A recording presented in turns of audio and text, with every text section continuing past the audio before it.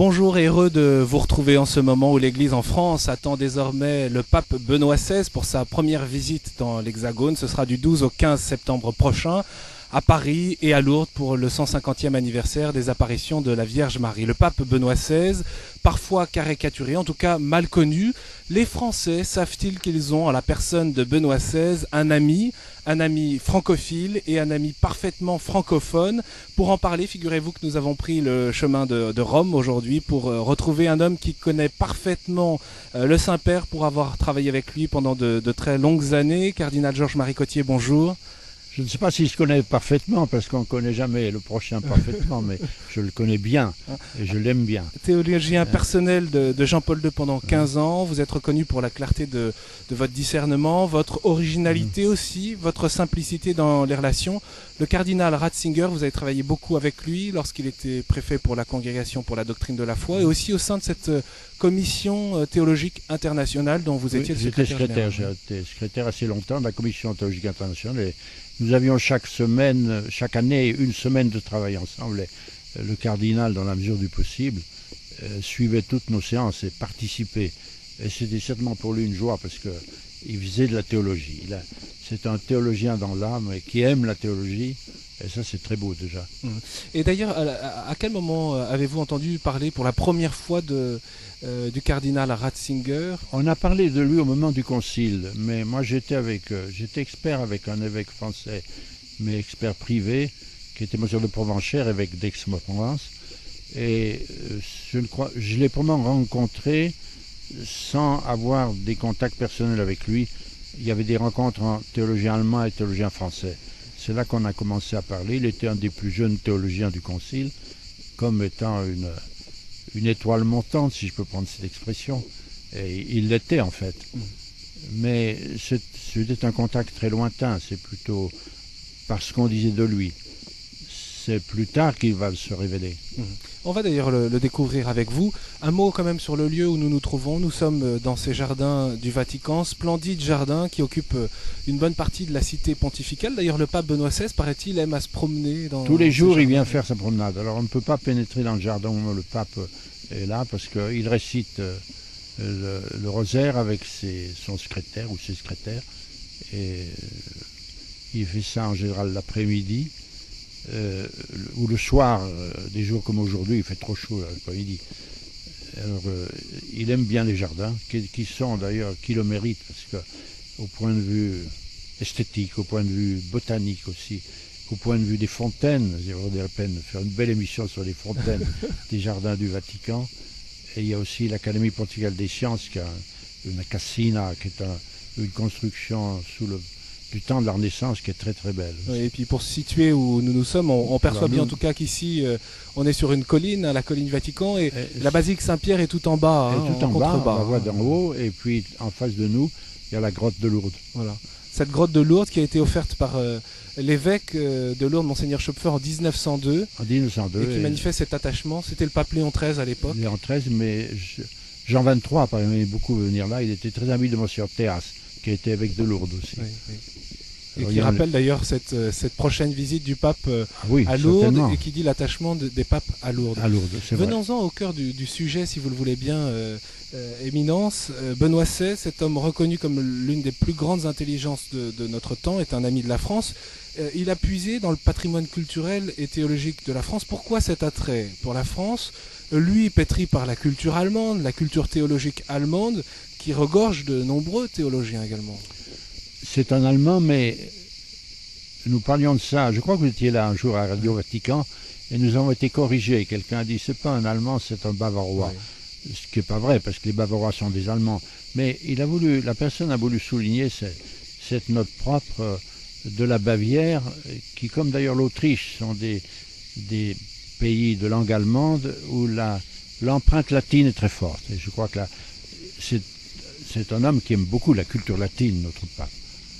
Et ça crée déjà un pont avec le français. Il faut se dire aussi que quand on sait ce que l'on sait de sa biographie, c'est que quand il arrive bien avant le concile, quand il rencontre la culture française, il est tout jeune théologien, en 1946, la guerre a créé une grande rupture culturelle entre la France et l'Allemagne. Les Allemands étaient isolés, hein, surtout la jeunesse allemande. Ils n'avaient aucun contact extérieur. Alors, il a toujours un don pour les langues. Il parle parfaitement le français. Paraît-il qu'on apprenait le français en Bavière à son époque. Justement, on apprenait le français en Bavière. Donc, il y a eu certainement une attirance pour la langue française. Et la découverte pour lui, de théologien, ça a été la théologie française à travers le père de Lubac. Je crois que je l'ai entendu dire à l'ambassade de France. Donc, un jour, il a reçu une décoration. Comment pour lui la rencontre avec de Lubac a été quelque chose de tout à fait décisif. Oui. Et d'ailleurs, il dit bien que ça a été un grand don pour lui, pour sa vie, l'un des plus grands dons de sa vie, paraît-il, cette rencontre avec de Lubac au moment du Concile Vatican II. Alors ils sont déjà rencontrés au moment du Concile. Le Concile, c'est presque 10 ans après les premières publications de Lubac. Hein. Surnaturel, je crois, est de 1946. Qui avait créé un choc à l'époque. Il avait d'ailleurs été accusé de modernisme. Un grand débat. Peut-être que nos téléspectateurs ne connaissent pas bien le père Henri de Lubac, jésuite, grand théologien français.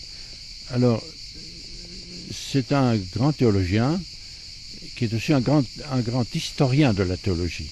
Et ça, c'est un point commun avec Ratzinger. Quand on lit les livres de Ratzinger, il y a une grande culture de l'histoire de la pensée théologique. Et c'est très important parce qu'il n'y a pas de pensée théologique qui tombe du ciel d'une manière ponctuelle. La théologie s'inscrit dans la tradition de l'Église et aussi dans une tradition propre à elle-même qu'est la tradition théologique. Je pense que tous les deux ont subi une certaine influence du grand cardinal Newman sur ce thème de la tradition. Et alors, soit de Lubac, soit Ratzinger de son côté, mais de Lubac était une génération avant. Oui. Ont compris l'importance pour la théologie de constamment revenir aux sources historiques. Ce qui était en soi une posture originale, mais essentielle. Les théologiens qui ont marqué le Concile, je pense à de Lubac, je pense aussi au père Congar, avaient cette grande connaissance du passé et du passé dans la continuité. Si on voit par exemple les positions actuelles du pape, quand il parle du Concile, son premier discours à la Curie pour le premier Noël où il était pape. Décembre 2005. En 2005, c'était sur la question de l'interprétation du Concile. Le Concile, l'innovation dans la tradition, c'est un thème, je pense, qui est aussi lubacien. Oui. Et en même temps, on a l'impression que tout a été déjà dit. Peut-être pour ceux qui ne sont pas des spécialistes comme vous, on ne perçoit pas l'originalité même de ce propos. Il est original en plusieurs sens. D'abord, est-ce qu'on a toujours bien compris les textes ? Souvent, on citait les textes d'une manière anachronique, donc sans les mettre dans le contexte. Donc, il y a eu des malentendus sur certains textes. L'histoire aussi est tellement riche qu'il y a eu beaucoup d'oubli. Et, par exemple, de Lubac, d'une manière pas tout à fait directe, mais très proche malgré tout, a été lié à une autre entreprise des jésuites français de l'époque, qui était la création pendant la guerre déjà, de la collection Sources chrétiennes, qui est une magnifique aventure. Et dans le fond, cette redécouverte du patrimoine patristique, non seulement latin, mais grec aussi. Et la publication des travaux des pères de l'Église. Alors, on savait en histoire de l'Église que ça existait, mais qui avait, à part quelques spécialistes, l'intention d'aller voir de près ce qui s'agit. Si maintenant vous regardez le nombre de thèses en théologie, indépendamment de leur qualité, parce que les thèses, il y a de tout, mais beaucoup de thèses portent sur des thèmes des pères de l'Église. Donc c'est une redécouverte, et une redécouverte vivante. Et alors, avec cette idée fondamentale que le passé a quelque chose à nous dire, à nous présents. Chez de Lubac, c'est une analogie encore entre de Lubac et Ratzinger, cette grande culture sur le passé n'est pas une culture d'érudits tournés vers le passé. C'est une culture qui demande au passé des clés pour l'intellection de notre présent. De Lubac écrit en même temps qu'il écrit ses livres de théologie, le livre qu'il a fait connaître le plus, qui est le drame de l'humanisme athée, sur l'athéisme moderne. Et chez Ratzinger, vous avez une série dans ses écrits, qui sont très nombreux, une série d'interventions, de conférences ou d'essais sur la situation qui vient de son expérience d'avoir vécu dans l'Allemagne nazie, la situation de l'Église à l'égard des États totalitaires, où il se réfère beaucoup à la situation des premiers chrétiens devant l'Empire païen, le culte de l'empereur. Donc il y a beaucoup d'analogies dans la problématique, je dirais. Ce qui est assez étonnant, c'est que on parle de Lubac, bien sûr, on va poursuivre sur ce point, sur cette relation entre Ratzinger et de Lubac, mais le cardinal Ratzinger s'est aussi intéressé à des nouveaux philosophes de l'après-guerre, tels que Jean-Paul Sartre, des dramaturges tels que Jean Anouilh. Pour quelles raisons, et ça peut surprendre d'ailleurs, que Ratzinger, lui, théologien, pétri de Dieu et pétri de cette volonté de manifester Dieu au cœur de tout. Justement, il y a cette idée fondamentale chez Ratzinger que la théologie apporte la lumière, une explication à l'intérieur du donné de la foi, qui est un langage pour nos contemporains. Donc il doit aborder les problèmes des contemporains. Et il a une énorme culture, le cardinal Ratzinger. Il a énormément lu. Et il a lu des penseurs qui étaient significatifs, je veux dire, pour la culture moderne, pour une certaine mentalité moderne, ou un certain développement, une histoire des idées modernes. Et quelle était l'influence justement des Français à ce moment-là? À ce moment-là, il y avait une grande influence. L'influence était partagée, je veux dire, parce que en Allemagne, ils avaient des penseurs comme Heidegger, mais parallèlement, on avait Jean-Paul Sartre. Et l'avantage de Sartre sur Heidegger, c'est qu'Heidegger est assez sibyllin et difficile. Sartre est en même temps un romancier, un dramaturge. Et, je veux dire, l'accès à Sartre est plus facile. Et puis, il y avait comme un reflet d'une certaine mentalité générale qu'on trouve davantage chez Sartre que chez Heidegger, qui est plutôt un penseur pour les élites, je dirais. Il faut un grand effort, il faut une grande érudition pour aborder les textes d'Heidegger. Sartre est plus à la portée. Je pense à un homme comme Camus aussi, ils ont un peu reflété l'air du temps, si vous voulez. La langue française, évidemment, le cardinal Ratzinger la manie avec brio, avec talent. Oui. D'ailleurs, on le remarque même à Paris, lors de congrès internationaux, dès les débuts, où il enseigne la théologie. Oui. Paraît-il qu'un ouvrage français l'a considérablement touché alors qu'il se décide de devenir prêtre, c'est Le Soulier de Satin, une pièce de théâtre de Paul Claudel. Oui. Je ne sais pas si vous saviez ça, et je ne sais pas comment on peut l'expliquer. Alors, il faut penser à ceci, peut-être que Le Soulier de Satin, il y avait cette grande curiosité à la littérature, et un homme comme Urs von Balthasar, un autre grand théologien, Suisse, ami du père de Lubac, oui. Suisse aussi, oui, comme vous, est bilingue, d'une certaine manière. Enfin, il est de langue allemande, Urs Balthasar, mais il parle parfaitement le français, a traduit Le Soulier de Satin de Claudel en allemand. Oui. Alors, est-ce que faudrait savoir si Jan Ratzinger a lu Le Soulier de Satin en allemand ou déjà en langue française? Et pourquoi ce drame mystique a-t-il pu le toucher au moment où il choisissait le sacerdoce, d'après vous qui connaissez bien? C'est une grande histoire de la mission. C'est une grande parabole de la mission et de la conquête missionnaire. Le mot conquête vous plaira peut-être pas, il est peut-être pas très juste d'ailleurs, mais de l'expansion missionnaire dans l'Amérique latine. Au moment où la réforme protestante divise l'Occident, il y a cette expansion extraordinaire, due surtout à l'Espagne et au Portugal, du christianisme vers le Nouveau Monde. Alors ce sens universel aussi très fort chez Claudel. Claudel c'est un poète, mais qui est aussi un grand témoin de la foi chrétienne et du catholicisme, je dirais, au sens catholique, c'est-à-dire de l'universalité de l'Église. Et je pense que ceci a dû beaucoup frapper Ratzinger. On parle de Claudel, on pourrait parler de Bernanos, de Mauriac, oui. De Peggy, tous ces romanciers catholiques, c'était des grands écrivains.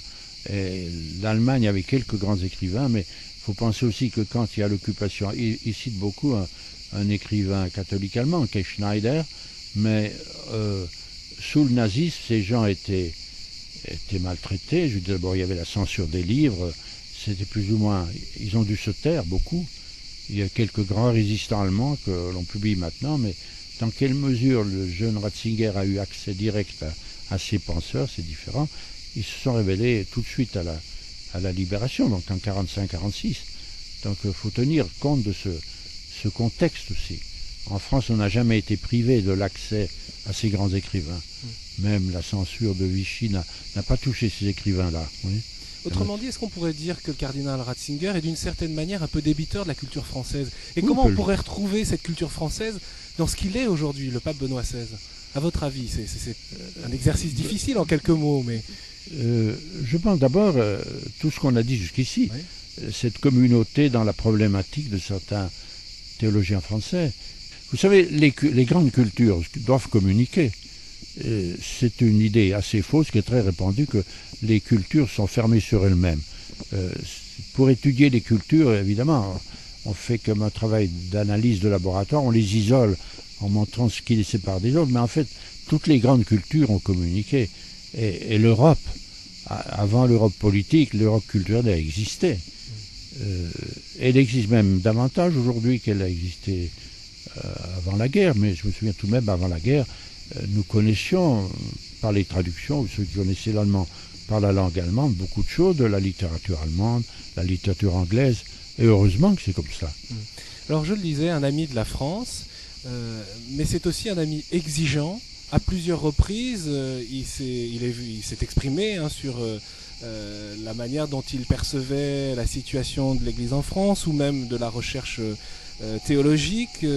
Je pense notamment à ces conférences qui ont fait grand bruit, je crois que c'est 1983 si je ne m'abuse, sur la catéchèse où il a littéralement démonté la pensée pédagogique française de la catéchèse de l'après-concile. Alors je pense que c'est un problème à laquelle il a beaucoup réfléchi et il était comme en état de préparation. Il était déjà à Rome, non? Oui. Dans son poste de préfet de la doctrine de la foi. Il n'était pas encore sur le chantier, mais on est à quelques années de distance. Je crois que peut-être la chose avait déjà été décidée, le chantier du catéchisme de l'Église catholique. Donc il était en plein dans les questions de... Cet ouvrage qui rassemble finalement l'essentiel de la doctrine de la foi. De la foi, mais il y avait toute une idée pédagogique et il a beaucoup réfléchi sur la formule des catéchismes. Et il a opté pour la formule traditionnelle qui vient d'ailleurs de Luther, comme vous savez, c'est Luther qui a fait cette première forme de catéchisme, une sorte de présentation abrégée et simple pour tout le peuple chrétien de la doctrine chrétienne. Alors après Luther, du côté catholique, il y a eu des catéchismes, mais il a travaillé beaucoup à ce catéchisme. Avec le cardinal Schönborn, ce sont les deux piliers. Et il y a eu beaucoup de Français qui ont travaillé à ce catéchisme aussi. Le cardinal Hett, notamment. Oui, le cardinal Honoré aussi. Jean Honoré. Et d'autres, M. Bourguès. Je ne veux pas en citer trop parce que j'en oublierai, mais il y a beaucoup. Et ceci dit, la première catéchétique était... Et ça, je dirais, ça rejoint ce qu'on a dit tout à l'heure sur sa préoccupation d'évangélisation et de présence à la culture moderne. Oui. Comment présenter le christianisme aujourd'hui? Un de ses premiers livres, c'est ce thème-là, une présentation du christianisme. Donc ce côté, je dirais, missionnaire et pastoral est très fort. Alors vous dites, il a été critique avec la France, il a été critique avec une certaine expérience catéchétique. Il faut nous expliquer peut-être pour ceux qui ne comprendraient pas et qui ont oublié le contexte. Je ne me souviens pas exactement des données du problème. Je pense peut-être qu'on a beaucoup insisté à l'époque sur certaines méthodes pédagogiques. Il y a toujours le danger dans la catéchèse, je dirais, d'une sorte de tension entre la méthode et le contenu. Et une certaine attention à la méthode ou certaine fidélité pas assez critique à certaines théories psychologiques fait qu'on peut faire des erreurs catéchétiques quant par exemple, à la foi des enfants. La foi est un don de Dieu, même chez les enfants, donc on ne peut pas non plus faire que la foi dans la théorie qu'on en fait. La foi épouse absolument des critères psychologiques qui sont valables, je sais pas, pour l'apprentissage des mathématiques, si vous voulez. Donc il y a tous ces problèmes très délicats sur lesquels on a peut-être beaucoup trop, en réaction contre des catéchismes qu'on trouvait trop abstraits, plutôt des manuels à mémoriser que d'une catéchèse vivante. On a peut-être mis l'accent trop fort sur ces aspects psychologisants et pédagogiques. Et qu'est-ce qu'on a perdu? Au détriment du contenu. Oui. Et on a perdu. Et actuellement, on est quand même frappé de la grande ignorance des catholiques sur leur foi. Ça, c'est la conséquence de cette crise Oui, mais qui a été générale. catéchése. Vous dites française parce que ça s'est trouvé en France. Les Français avaient beaucoup centralisé les choses. Il y avait tout un travail, mais le problème a été le même dans d'autres pays. Vous l'ignorez en France, mais certainement, il y a eu des problèmes aux États-Unis. Et le cardinal Ratzinger a aussi été quelquefois très sévère avec des doctrines qui se répandaient en Allemagne, vous savez. Donc c'est pas une question. Faut mettre entre parenthèses l'adjectif français, je trouve, dans ces débats. Comment ne pas évoquer les réseaux français du pape Benoît XVI, notamment par le biais de l'Académie des sciences morales et politiques, Alors, oui. dont il est membre associé étranger, élu en 1992 au fauteuil d'Andrei Sakharov. Je voudrais, d'ailleurs, il s'arrêtera le samedi 13 septembre au matin, avant la grande messe des Invalides, pour une brève visite de l'Institut. Mais je voudrais évoquer 99, une conférence à la Sorbonne sur le thème de la crise de la vérité chrétienne dans la culture contemporaine. Oui. Et il a choisi aussi la France et la Sorbonne pour donner cette conférence. Parce que c'est un honneur qu'il fait à la France, parce qu'il a compris l'importance culturelle de la France. Tout de même, jusqu'à la dernière guerre, la France était quand même, pour les catholiques, était la lumière. Était la lumière. Je pense que les choses changent. Je pense qu'il y a plutôt des lumignons un peu partout maintenant. Non, je dis en pensant aux grands auteurs qu'on a eus, aux grands philosophes, aux grands théologiens, aux grands écrivains, on n'a plus l'équivalent. Mais ça, c'est un phénomène mondial. Je ne sais pas pourquoi. Il faudrait se poser cette question. C'est une question très délicate. Vous répondez comment à cette question? Je pense d'abord qu'il y a... C'est une question cruciale pour l'Église. C'est crucial pour l'Église, mais il y a d'autres canaux. La radio, la télévision tiennent une beaucoup plus grande place actuellement que tenait la lecture, par exemple. Les gens touchés par la culture étaient plus limités que ne le sont les je dis, il y avait une transmission peut-être plus hiérarchique de la culture. Il y a comme une diminution quand même du patrimoine culturel. Alors il y a une diminution qui tient à l'oubli, parce que le patrimoine, il n'est pas mort. Il n'est pas mort, il suffit d'aller le chercher où il est. Mais c'est qu'on ne se souvient plus de lui. Et comment précisément, lors d'une visite, d'un voyage apostolique, la première du pape Benoît XVI en France, cet ami de la France exigeant, est-ce qu'il pourrait contribuer, je ne sais pas, à relancer, à dynamiser, à réveiller, à Bien sûr, mais je pense que son discours actuel sur la dictature du relativisme se rattache directement à ce qu'il avait déjà dit sur la crise de la vérité. Je crois qu'il l'a perçu très vite, peut-être avant d'autres. Oui. Et actuellement, tout le monde est d'accord. Enfin, vous savez, tout le monde est d'accord. Aussi, d'autres l'avaient dit. Je lisais hier un texte qui remonte aux années 50, d'un des prix Nobel de l'économie. Je ne suis pas du tout économiste, mais qui a écrit sur la philosophie. Ça m'intéressait. Et il fait déjà la critique du relativisme à ce moment-là. Dans un milieu tout à fait indépendant, au milieu que touche le cardinal Ratzinger. Oui. Donc, je crois que c'est un problème qui a émergé peu à peu et qui a ses bases dans la philosophie du 19e siècle et qui maintenant est devenu aigu. Parce que je pense qu'un des effets des masses médias, c'est que cette culture s'est beaucoup diffusée, en perdant beaucoup d'ailleurs, parce qu'elle s'est diffusée un peu sous forme de condensé, de pastilles, si vous voulez. Qui réduisent beaucoup. Peuvent être facilement instrumentalisées aussi.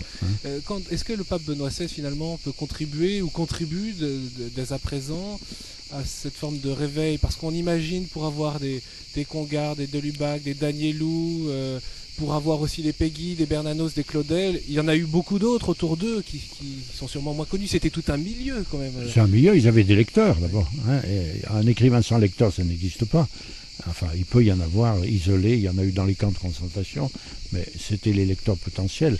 Actuellement, ça peut revenir. Vous savez, à toutes les époques de l'histoire, il y a des phénomènes semblables d'émergence si vous promenez à Rome ou en Italie, la florescence à leur naissance du nombre de grands peintres, c'est assez impressionnant. Rien que les grands architectes qui ont travaillé à Saint-Pierre. Alors on retient Raphaël, on retient Michel-Ange, quelques noms, mais il y en a beaucoup davantage. Et de même les peintres. Si vous regardez dans les églises de Rome, il y a des choses de très grande valeur. Alors on retient les grands noms. Il y a des déclics avant. Alors il y a des espèces d'explosion de génialité dans un peuple, et la France a connu ça.